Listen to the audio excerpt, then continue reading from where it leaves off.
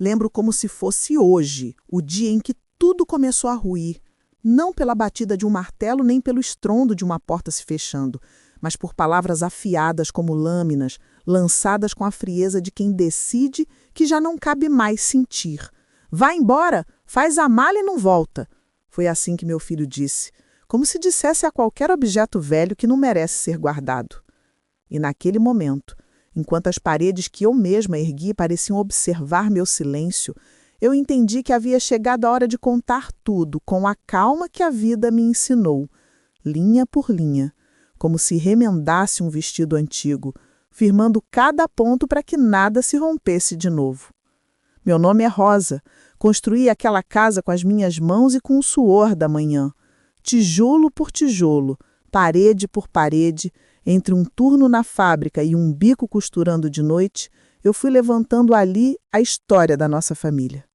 Coloquei pedra angular quando organizei o primeiro pagamento, preguei telha quando o dinheiro apareceu, pintei o batente com a cor que meu marido gostava. Era uma casa simples, mas era nossa. E nela cabiam festas de aniversário, refeições apertadas, risos que escorriam pela sala e noites em que escutávamos rádio até o sono chegar. Era a minha honra, meu trabalho, minha promessa de deixar algo certo neste mundo.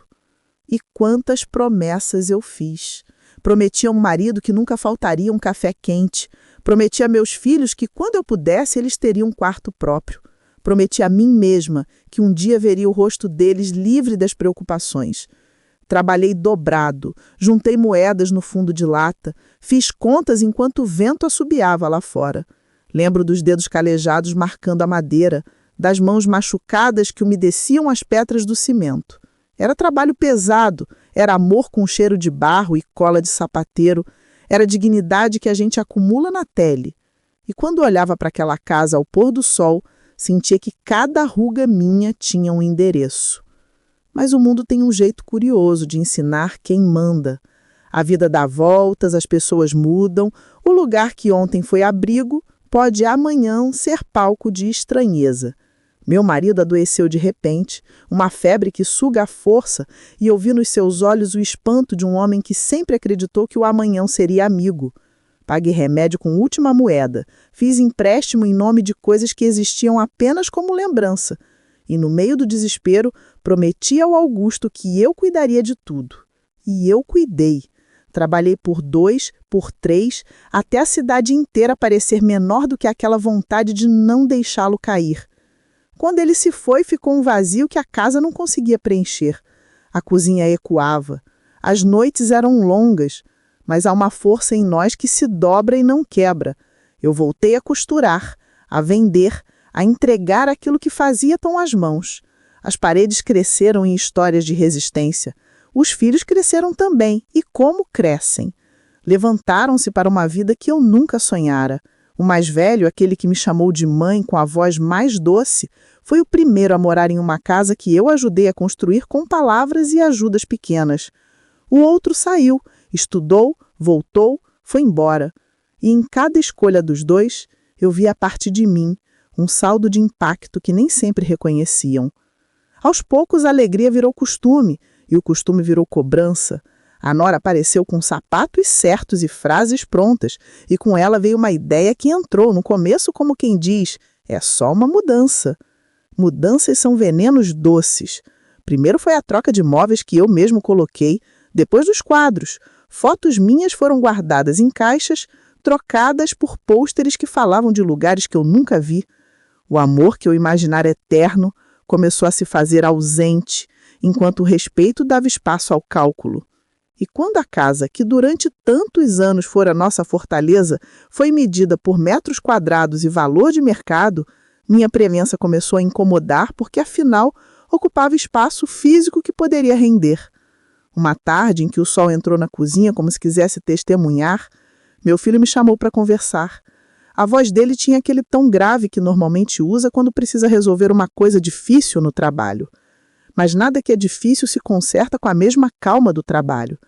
Meu filho falou que a casa estava pequena demais para a família que queria construir.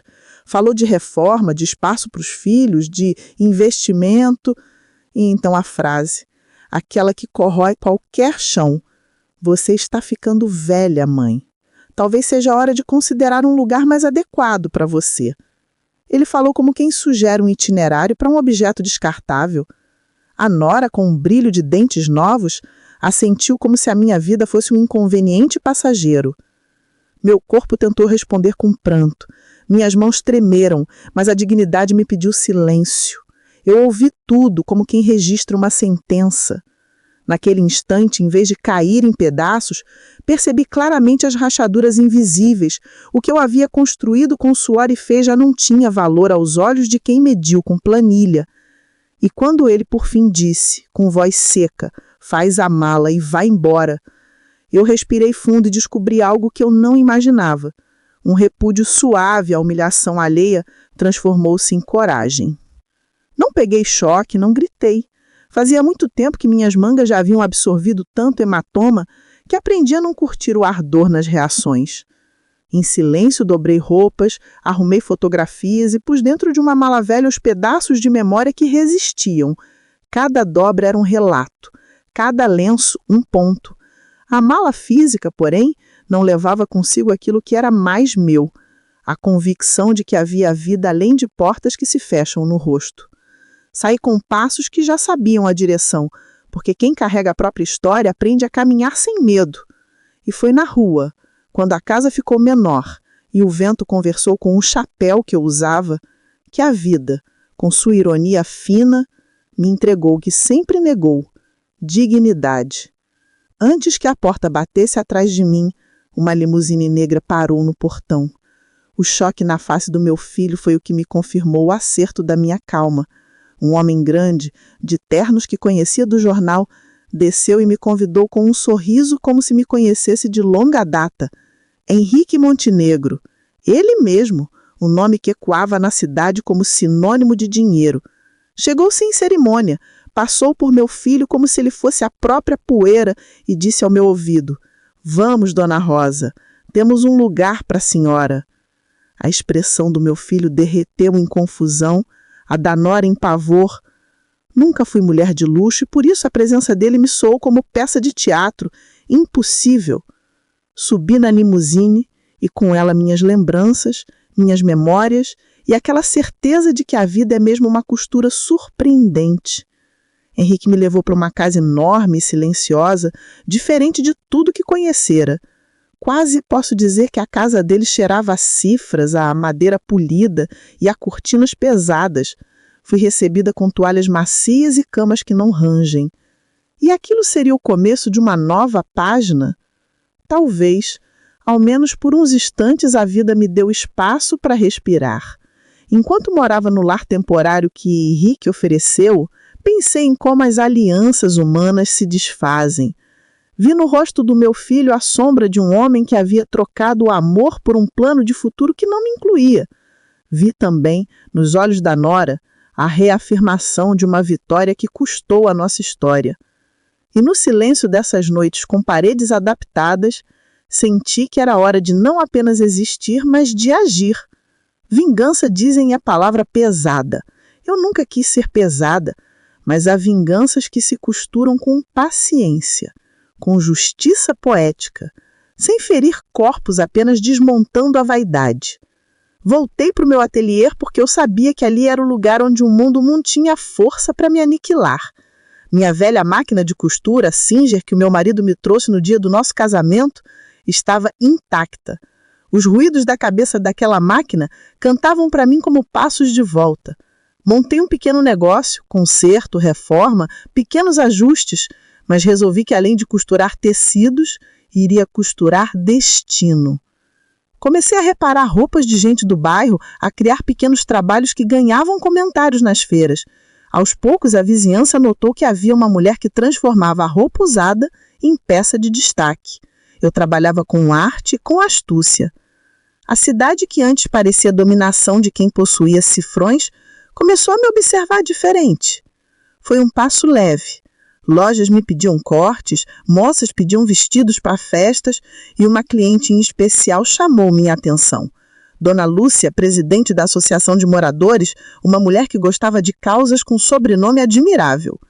Ela veio com uma ideia: revitalizar os bairros e dar prioridade a quem construiu a cidade com as mãos. Eu disse que faria o que estivesse ao meu alcance e decidi então que a casa dos meus filhos seria colocada na balança do destino. Não porque eu quisesse arrancar nada, mas porque precisava demonstrar que a casa, por mais sólida que fosse, não poderia ser sustentada apenas por conveniência. Com paciência e legalidade, fiz o que a vida nos oferece, quando nos dá a oportunidade. Recorri ao que era meu, por direito. Havia documentos, contratos, papéis esquecidos na gaveta do tempo que eu mesmo guardava com zelo. Procurei ajuda, advogados de bairro que conheciam as minúcias do registro antigo. O processo foi lento, exatamente como deveria ser. Passei dias em cartórios, noites lendo lotes de papel e percebi que a cidade, aquela que se alimenta de rumores e jogadas amplas, também tem uma vertente silenciosa que valoriza a verdade. E foi em uma manhã de outono que a notícia veio. Havia uma cláusula antiga, escrita quando a casa foi erguida, que garantia a titularidade do imóvel por quem o mantivesse. A burocracia, às vezes, é a justiça de papel que a vida nos dá quando as palavras falham. Meu filho, que imaginara ter jogado fora a velha mãe, viu que o terreno, o registro, as dívidas e os bens tinham sido analisados com lentes que não perdoam a negligência. Em pouco tempo, a pressão financeira, as contas, as reformas prometidas e a manutenção que ele não conseguia honrar mostraram seu rosto feio. Compras a prazo, empréstimos de fachada, a nora gastando em jantares e móveis, tudo começou a entortar como linha mal esticada. A cidade murmurava. As vozes que antes louvavam o casal agora sussurravam. Eles sempre viveram acima do que podiam. A empresa que o marido da nora administrava entrou em crise. Um cliente grande cancelou um contrato. O carro que prometiam pagar em 10 vezes foi retomado. E enquanto isso, meu pequeno comércio crescia. A comunidade me olhava com carinho, porque eu era a mulher que remendava a vida dos outros. E aos poucos, sem precisar de gritos ou alianças de tinta, vi que quem sofreu a humilhação havia se tornado uma peça central de solidariedade. E quando a primeira notificação de despejo chegou a meu filho, eu estava limando uma tesoura, pensando na cadência do corte. Não senti prazer no sofrimento alheio. Senti, sim, a justiça caminhando com passos próprios. Era como se o universo, cansado de tanta frieza, reorganizasse suas tramas. Eu vi meu filho perder contratos, ouvi as conversas nervosas no telefone e entendi que o telhado que prometera abrigar sua família começava a rachar não por acaso. A máscara caiu. O poder financeiro que oscilava começou a mostrar as rachaduras que a pressa sempre esconde. A nora, que ostentava sorrisos e redes sociais, viu suas contas serem cortadas. O marido, agressivo no falar, viu portas se fecharem. Um dia, quando a casa não parecia mais segura, fiquei sabendo que eles haviam procurado abrigo em casas de parentes, que alguns móveis foram dados a amigos para não irem a leilão. Vi pela rua, discretamente, o som de malas que antes eu havia visto na minha própria história. E minha reação? Segurei meus olhos para não sorrir como uma vencedora tola. Ao invés disso, coloquei na vitrine do meu ateliê um vestido que fiz com tecido reaproveitado. Um vestido simples, bonito e sem etiqueta de luxo. Aquele vestido era um convite silencioso. A vida segue e há quem costure sem perder a alma. As ruas que antes ecoavam o riso deles agora eram testemunhas de uma nova dinâmica. Meu nome passou a ser pronunciado em almoços comunitários, em notícias de reformas populares e em relatos emocionados. Eu era novamente a mulher que cuida, que ensina, que transforma. E quando a primeira porta do lar deles bateu definitivamente, quando a luz foi cortada e o aviso de despejo brilhou na caixa de correio, não fui eu quem festejou. Fui eu quem, com a serenidade de quem já viveu quase uma vida inteira, abriu as portas do meu ateliê para que fossem onde arrumar suas roupas, porque roupa lavada precisa de um lugar certo para secar, mesmo que a casa não exista mais. O que aconteceu então? Ele perdeu o teto e eu ganhei uma nova clareza. Não havia vingança em minha atitude final. Havia consequência.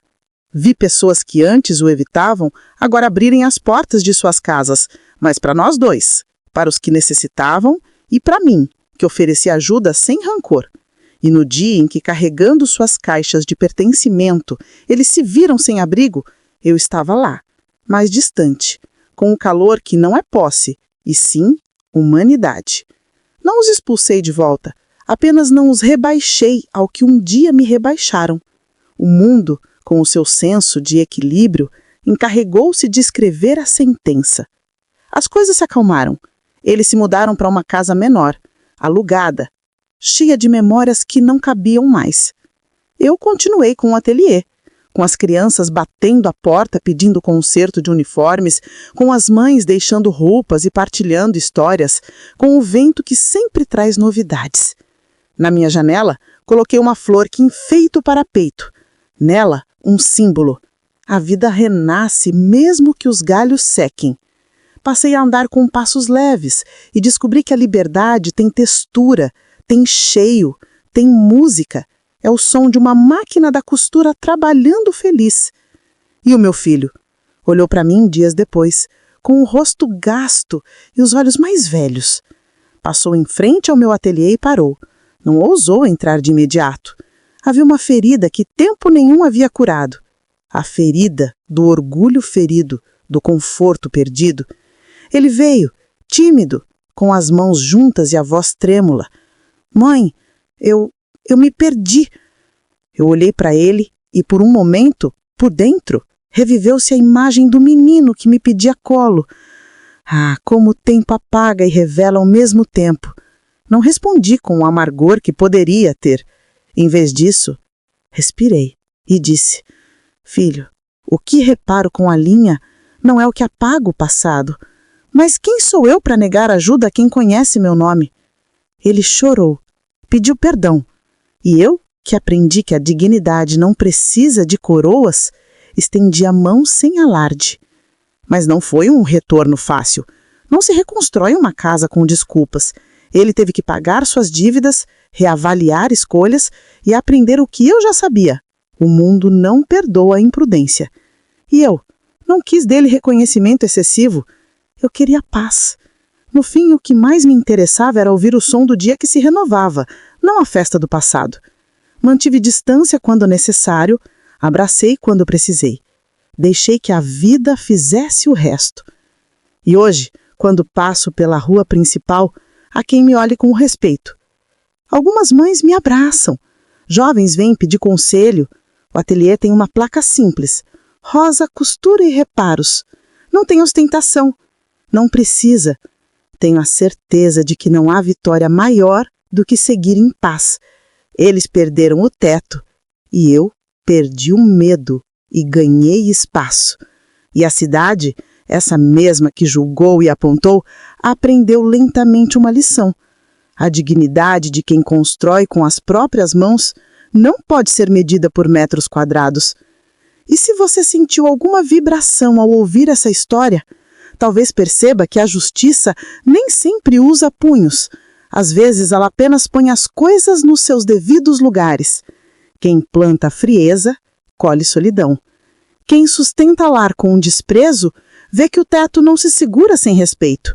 E se há algo que quero te pedir, é que olhe para aqueles a seu redor. Será que a sua pressa não está empurrando uma vida inteira para fora de casa? Pense nisso. E se essa história tocou seu coração, deixa aqui nos comentários o que faria se você fosse a pessoa no meu lugar. Compartilhe esse vídeo com alguém que precisa ouvir que dignidade vale mais do que qualquer parede. Não esquece de dar like e de se inscrever no canal para mais histórias reais que mexem com o peito e nos lembram que nem sempre a força está em castigar. Às vezes, está em seguir em paz.